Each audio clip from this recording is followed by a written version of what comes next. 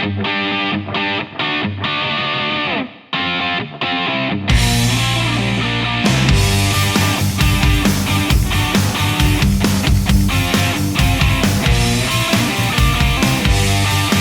everybody, Lieutenant Joe Pangauer here for Hope is Not a Tactic, the Safety and Security Show.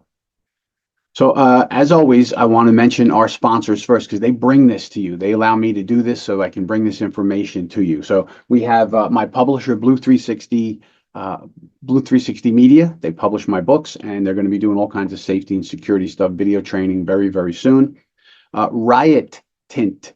Right? Do you ever see, and you hear me talk about, a lot of experts will tell you that one of the things you have to have on your doors and windows is that clear safety film, right? That prevents immediate entry into your building. Riot Tint is the best of the best. Go check them out. And Medical Essential Diagnostics. In New Jersey right now, they have 6 locations where if you're a township worker, a city worker, a state worker, you and 2 adults can go and get a complete health screening to find out if there's anything wrong before it gets you, right? And it's no cost to you. So medicalessentialdiagnostics.com. Go check it out. Riot Tint, right? Protect your buildings. And Blue 360 Media. Go see what we have there to help you keep your school safe. All right, so what did I want to talk about today? Many of us secure our buildings to various degrees, from not much at all, you got to get better, to fantastic. Now, the difference there is that we make our buildings really, really safe in many cases. Our kids are safe, our staff is safe, our visitors are safe. But something we don't always think about is our bus drivers. Bus drivers, right? Are they prepared? Do they train? So normally when I go into a district and I provide training, I provide de-escalation training, active shooter response training, that kind of thing. Well, one area that I get asked about once in a while is, do you have training for bus drivers? And I do, right? Training is important. Whether I do it or somebody else does it, you have to train your bus drivers. So we keep the building safe, but then we have these bus drivers that go out on the road with all our kids, and they're 20 miles from the school, 10 miles from the school, and that bus is not a very safe place. You can get in a bus pretty easily.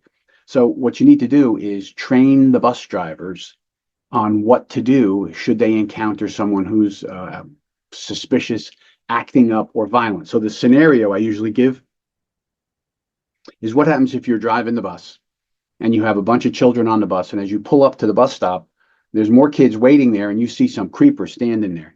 Doesn't look right. Coming towards the bus. What do? And most of our bus drivers are pretty good. They say, I would jump out and I would, do this and that and the other thing. And I say, you never get out of the bus. See, this is part of the hard part of safety and security, because if you get out of that bus to confront that person, and they take you out, now they have the kids at the bus stop and the kids on the bus, right? So you don't get out of the bus.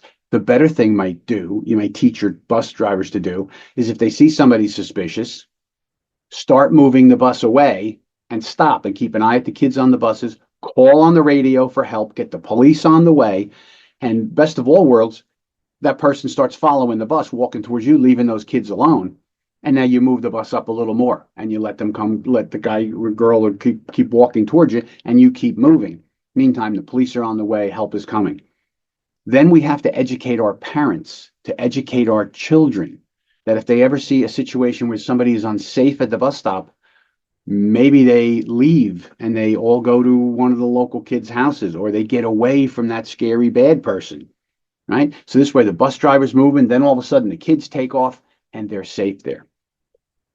Another thing about buses that I talk about in my assessments is angling of your buses, right? So many schools, I see they pull in and all the buses line up in front of the building, maybe 1, 2, sometimes 3 rows deep of the school buses, and then they let all the children out. And that's how they get them in there. The problem is, in some districts that I've seen, and you got to look at your district, there may be room behind that row of buses for another person to come through, or maybe you only have 1 row of buses and a car could slide up in there.